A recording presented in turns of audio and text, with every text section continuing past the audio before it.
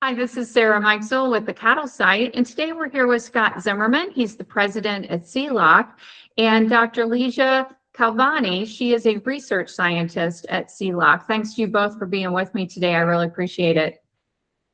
Thank you. Thank you for having me. Thank you for having us. You held the first C-Lock Symposium a few weeks ago in Denver, Colorado. It was widely attended by researchers, producers, and corporate representatives from around the world.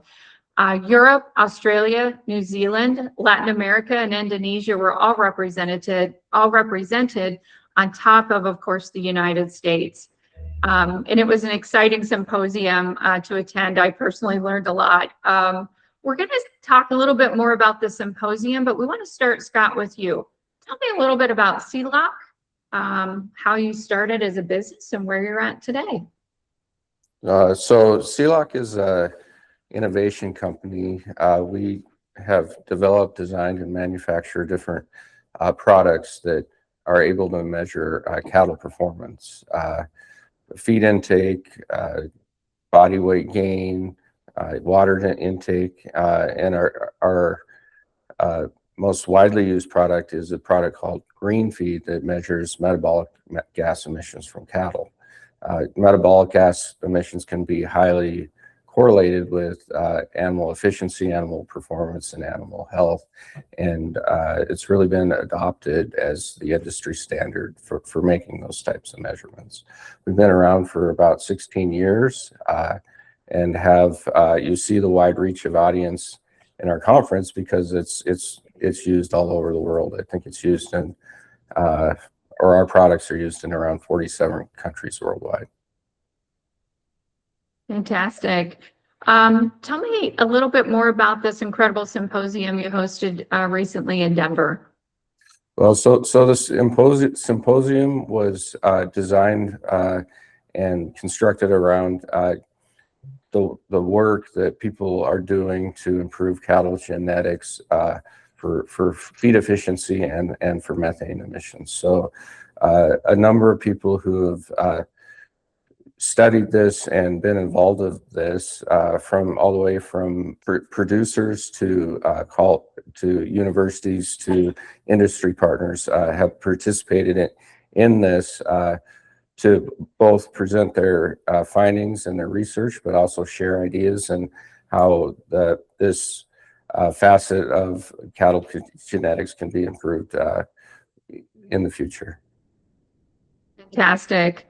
And Ligia, we're going to switch over to you. What are some of the main highlights of the event from your perspective as a researcher? Our first symposium was, with no doubt, a success. It brought different perspectives from scientists, industry, and farms, different parts of the world, like you guys said, and different systems too. So there was a recognition there about the power of the genetic selection to achieve sustainability in livestock systems, because we know the gains through genetic selection are permanent and cumulative. But to be there, it's fundamental to collect good phenotypes. So it was shared how important this step is and how this has been implemented at different countries and also at different systems like pastures versus feedlot and different type of animals too. So anyway, it was shown that besides methane, production and feed efficiency data has to be collected too and considered, because no one wants to have negative impact in production when selecting for low methane. It was great to see across data the consistent and similar trends. And I would say, like, for geneticists, we are really interested to select the animals that are more feed efficient and at the same time produce less methane. Also, some important questions were discussed about economic value for methane, how to consider in a genetic selection index, how to scale that. So it was good to explore those questions, listen different point of view. Those questions, most of them, they're not right answer, but this kind of event is crucial for getting there. And Ligia, what were some of the lessons learned from what you heard at the symposium that can be applied to your technology, and how C-Lock can serve the needs of your clients? Okay, so the symposium was focused in the beef cattle genetic selection, right? So, however, for me, what's fantastic to see how the GreenFeed data were explored in going beyond the phenotypes and understand more about the biology of those animals. And they start answers one of the great questions that I think which is why similar animals in terms of production, efficiency, weight, animals at the same cohort are different in methane production. So this was an important question, and there are different reasons to explain that. But anyway, it was also showed the opportunities of using all the gas measures by GreenFeed and how it can be explored in different aspects. So we had some examples such as using new feed efficiency traits, as for example, residual heat production, explore especially CO2 to predict dry matter intake, and also some health indicator exploring O2 data. The last, I think, was really important. The event brought up the great opportunity for collaboration in the sense of sharing and expanding the data for the beef genetic evaluation, because as we know, the GreenFeed data can be directly compared across the world and using different systems too. Excellent. Very good. And Scott, we'll come back to you with a final question here. Is the symposium going to become an annual event? Yes, but it will be different each year. So what we're thinking about is alternating years between beef and dairy genetics. So next year would be dairy, and then the year after would be beef. But actually, in this symposium, we had some experts attend from the dairy world, and it actually, we learned a lot from the research and the work they were doing that's applicable to beef. And so there's a lot of crossover in this area. So we would expect some attendance from each in these symposium moving forward. Very good. And one of the things that people seem to love, Scott and Ligia, was the roundtables, where even despite the number of people that you guys had at the conference, you had people kind of sit around and talk amongst themselves about and answer some questions. And then there was a panel discussion and kind of shared. That seemed to be so successful that people were so interested in what other people were doing and how people were using the data and how people were getting to the end result they were looking for. Yeah, I think the roundtables were a great opportunity for people to share their knowledge and experience with others, and then share ideas and really come to some understanding about what has been done and what will need to be done in the future to make progress. Yeah. Ligia, any comments from you? Yeah, I agree with that. I think this was a really great part of the event. We had a lot of good feedbacks on that in terms of interaction, not just listen the great speakers, but also interact with everyone in those round table, and to be able to have the opportunity to go to the panel and bring the most important topics discussed in each table. So it was great. I really like it. Yeah, fantastic. And while it was very much about the genetic component, you also had speakers, like you said, about talking about the dairy side and talking about behavior and how things you gave a very holistic view, I guess, of it, despite the fact there was definitely a focus on the genetic side, which added a lot, I felt like.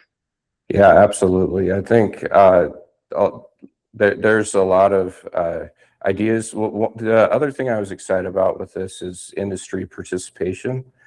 We had some producers there that shared their experience and actually demonstrated that we can make improvements by through genetic selection that not only will help sustainability with greenhouse gases, but actually make them money. And that's when we're looking at implementing change, the most important criteria for people actually adopting it and doing it is it helps their bottom line and helps them become more profitable and successful. So it was really encouraging to see that participation from some of the producers that were there.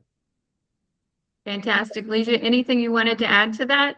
Yeah, no, basically that's it. It was really great to have different, not just focus in genetics and see, like you said, those animals are really amazed, right? Like we have same animals, but for different reasons, they produce less methane.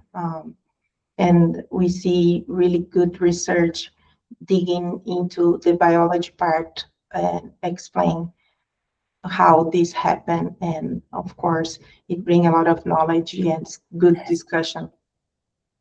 Yeah, fantastic. And I was, I don't know, I think a lot of people will probably think of this as an emerging industry, but C-Lock has been involved in over 500, right, peer-reviewed papers. I mean, you guys have been researching this and been part of research for years and years, right? There's a lot of data and a lot of information that's out there already. Yeah, I think it's closer to 800, but nonetheless, there's a lot of a lot of people have used our equipment in different ways, over the past 16 years. So I think the new and exciting developments are that we can measure these phenotypes and pinpoint what phenotypes are going to help producers become more profitable, and as a result will be more sustainable. And that's really the next evolution of this technology, is to help producers make more money, and seeing it being adopted is exciting. Very good. And really, like you said, Scott, the end game is to be able to start indexing this some way, right? So that producers can look at sires and dams from this perspective as well, from a phenotypic perspective. Is that fair? Yeah, exactly. You can't look at an animal and see whether or not it's efficient. You just can't look at it and, is that an efficient animal? Is that a sustainable animal? And making measurements the right way really pinpoints who's efficient and who's not. And there's really no other way to do it. Very good. Ligia, anything you want to add to that as well? Yeah, I was happy just to add something else that I was happy to see, like was the focus of the symposium was genetic, right? So even though beef is still working on that, but there is the responsibility of collecting phenotype for the first phase, to implement a genomic selection, which we have a small population with phenotype and genotype. So we need good phenotype. So there is a famous phrase that they say in the genomic area, phenotype is the king, and it's always going to be. So we need to have good phenotypes and be responsible for doing a good job in selecting the animals. Fantastic. Well, hey, thank you both so much for all the information today. Thank you. And I'm really excited to participate potentially in a dairy version of this type of symposium, because as we talked about, it may not be, some things may not be the same for dairy. So that'll be exciting to kind of see as well. So thanks again for your time. I really appreciate it. Thank you. This is Sarah Mikesell with the Cattle Site.